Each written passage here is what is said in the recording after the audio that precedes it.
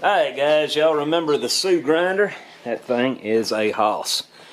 Very powerful. It is an actual 10 horsepower bench grinder that you hold with your bare arms, and that thing weighs a lot.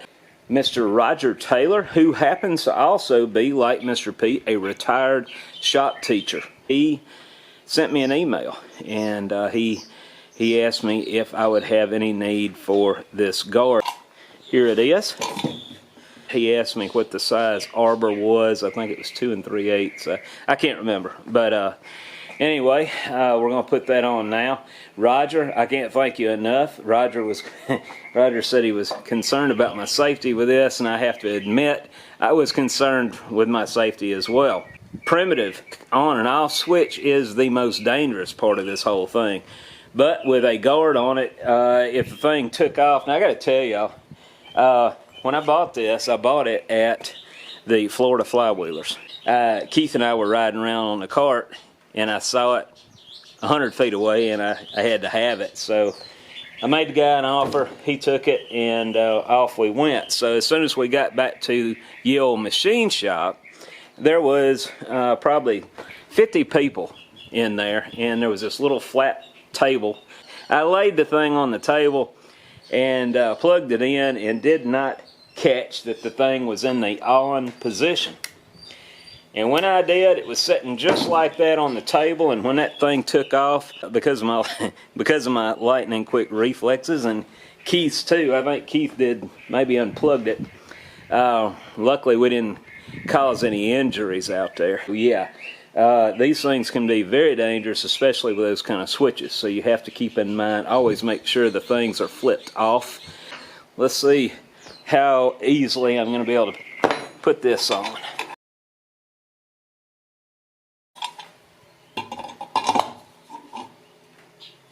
Alright. So the arbor is a little bigger than this. This is a 2 3/8 arbor. This is 2 inch. But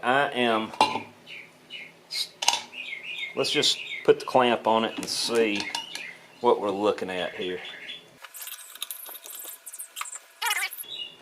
I don't want to damage the guard, so I'm not going to be pulling it down too tight. As long as it'll stay in place, that should work just fine. Get it orientated here. I think I want it about right. Well, yeah, top dead center with the switch. That should work. I can always roll it a little bit this way or that way. Alright, so we'll put the switch down, have this orientated right there.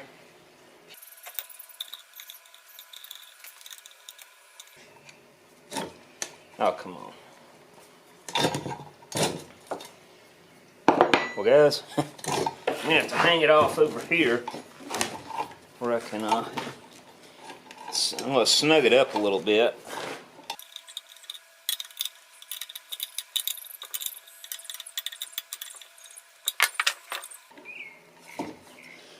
Twist it just a little bit. Actually, that might be where I want it. Yeah.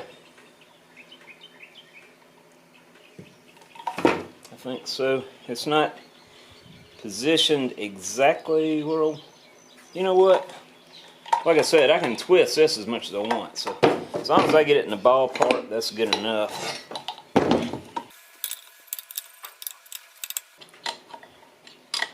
As I said, this does not seat on there, but it's rigid.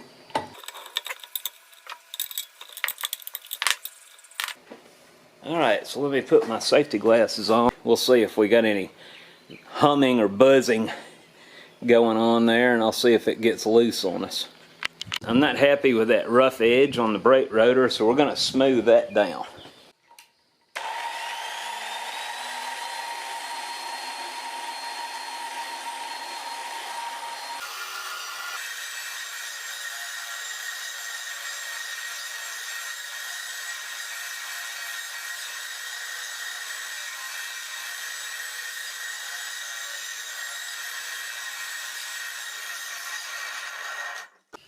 Well, my friends, I am very happy with that.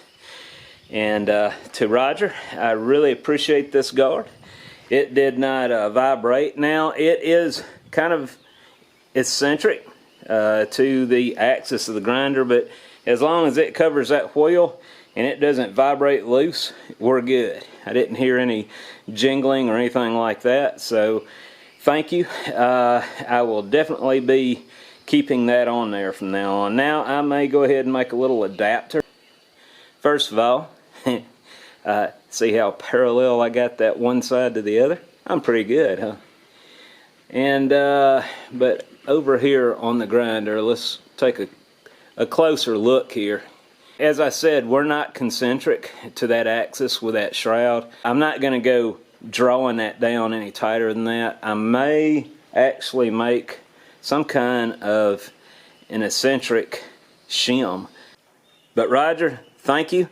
I'm very thankful to have you guys looking out for me. I have a lot of dangerous stuff around here, I will not deny it. And because of that, I'm careful about what I get in these videos.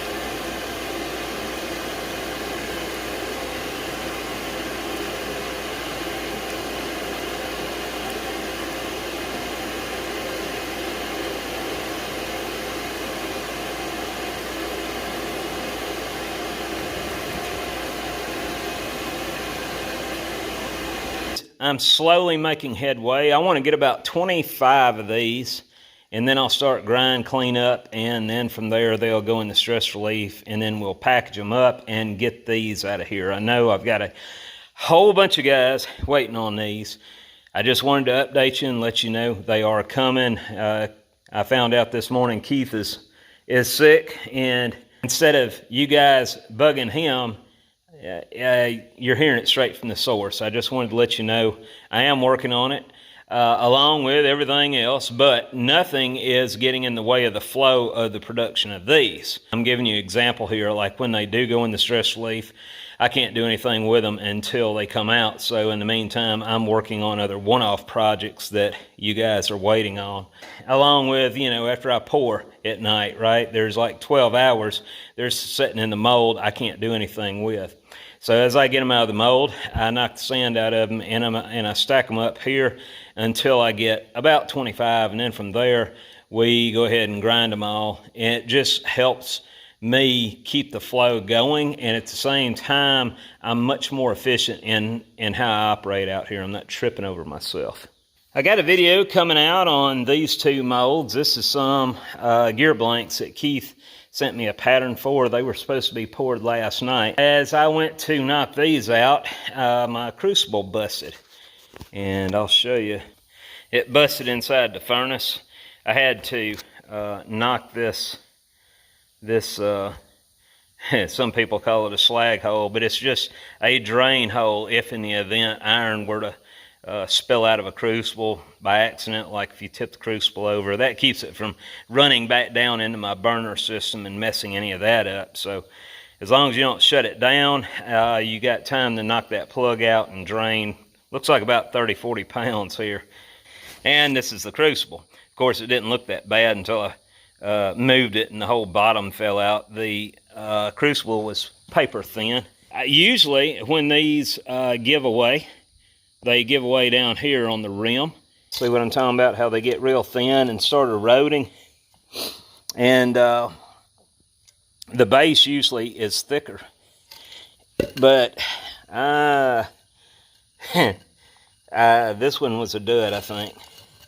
I got more Crucibles as a backup. I always do. And speaking of which, this is the last of my Morgans. They hold up really well. I ordered, it's below that, I usually reorder. So I did in December, and they told me that it would be around March before they could come in because of the freight issues. Of course, these are coming from overseas. And so I did. I went ahead and prepaid, ordered them in March. I called, because I'm running low on them, right? So I called, and they said that they don't know where these things are. They are somewhere between here and there. That's all they said. And I said, well, dude, I got to have this soon, very soon. So they fixed me up with some others that are not made by Morgan Labs. They claim are the same thing, except they don't have a glaze. So they were cheaper. So I'm going to give those a shot, and hopefully I will have, if I can at least get 20 uses out of them, I'm doing good, right? We'll see. We're going to see how those work out. Of all the times for stuff like this to happen, right as the straight edges are cranking up and rolling out, you know, the logistics of all this mess, it's adding more stress to everything. I've got some good videos coming out, and I've also got some, keep your eye out, it's some local technology around here that we will be utilizing in the future that's going to benefit Windy Hill Foundry along with those guys. Well, hey, Dollar. Good to see you, girl. Yeah, let's zoom out and come here. So, let me make sure you didn't get sprayed by a skunk. Come here. Come here. Come here. Come here, Dollar. Come here. Say hi to everybody. But anyway, as I was saying, keep your eye out. I'm going to have some pretty educational videos on what we're going to be doing around here that's going to aid in our efficiency along with support local business, which is what I'm always trying to do. I wish somebody in Mississippi made Crucibles. We had somebody riding up this road the other day. Now, usually if it's somebody coming to see me, they call me in advance, and you know, they let me know they're coming. Well, these people were obviously not subscribers of the channel or knew anything about Windy Hill Foundry. They were scoping things out, I believe. And I didn't see them, Dad did. So he described the vehicle to me, and then the other day I saw it myself riding around about 2 miles from here. So I turned around and I started following. Of course, they didn't come up this road, so I don't know which way they went. I just ask that if anybody's coming to see me, you give me the heads up. I don't mind having visitors. I really don't. I just like to know you're coming. Between trying to keep an eye on this thing, and she's missing Mama. She's been gone quite a while, and it looks like she's going to be gone up into the first part of July. So Dollar and I have this all to ourselves right now, and I can't seem to teach Dollar how to grind castings. Hey, you know about that car? After I saw it for myself the other day, it was like a 95 to a 98 model white Toyota Camry. And it looked like it had one of those crappy new paint jobs, didn't look right, and it was all blacked out, tinted windows. I decided to take a little ride on the other side of the county line over here and patrol around and see if I could see that car at any of those houses over there. Well, in the meantime, I did see a car that looked a lot like the one I saw earlier, and I had to turn around. So I turned around, and as I did, I noticed somebody was watching me. They were out there on their porch, and they saw me pull up. They pulled up in their driveway, and I turned around. I went back the other way, going back by the house, and I noticed that that car was not what I thought it was. So I turned around and went back by, so that person was still watching me. And about 10 minutes later, I happened to notice a sheriff behind me. He lit me up, pulled me over, and he was going on. I said, is there a problem, officer? And you know, because as far as I know, my tag was up to date. And he said, yeah, we've been getting reports of a strange red truck going up and down the road. I looked at him, and he looked at me, and he said, well, you're in a red truck. Well, guys, I'm going to tell you, I'm not going to go into all the details on it, but if the sky is blue, and you got somebody with a taser saying it's green, just go with green. Seriously, just go with green. But you know, I'm well versed in Mississippi law, you know, or I used to be. And Dollar, come here. Nobody gets to see you that much. Smile and say hi. But anyway, you know, if you're on a public road out here in the country and you get and you stop, if you don't have your hazards on or your hood open on a public road out here, the property owner near you can tie you to a tree and get, I think. I'll have to get back with you on that. But see, back in 2008, I was on the ballot for judge of Scott County. Well, I was on my ballot. I wrote it in. I didn't get it, but yeah, I do know about the laws around here. And I know what I can get away. Don't what's on your eye. Okay. All right. Okay, guys. Yeah, just give me a call if you plan on coming to visit. Because I've got everybody stirred up now around here looking for strange vehicles. And, you know, I just don't want to put anybody in an awkward situation. Oh yeah, something else I recently discovered. If you have constipation issues, a taser will actually loosen it up. Don't ask me how I know that. All right. Give me another $5. There you go. All right, it's belly rubbing time. I haven't killed the garden while Josie's been gone. We got some tomatoes starting to grow there. You can see right there. Got some squash growing right here. So I'm doing pretty good. To end this video, I want to wish you all a happy Father's Day. I hope you had a great time today. I hope you were able to spend it with your family, your kids. And my dad, I treated him to lunch today at our favorite place we go to on Sundays. If they had more room to accommodate more customers, I would love to give them a shout out. But it's getting to where we can hardly find a place to sit when we go. So the last thing I want to do is mess our deal up. I guess we'll go ahead and stick around and watch the sun set down just a little more. See if it gets any better than this. I just saw a rabbit. The rabbits are coming back around. I think it's because of this garden. Mr.Pete's, what is it? Mystery 74B, I believe. He beats to death the finial on the end of a Starrett gauge. I think I have the mystery behind the finial on the shaft. I feel pretty good about what I've come up with. When you're dealing with a shaft diameter, especially when you're talking about precision instruments where you need rigidity, you don't need a lot of additional slack. The clamps for this old Starrett tool, you probably had, my guess is around 3/10 interference fit between the OD of the shaft and the ID of the clamp here. And let me get a little neater here. Center line.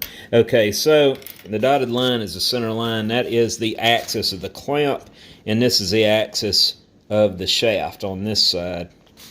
So as long as you keep that aligned, and a clamp is pretty short right there, correct?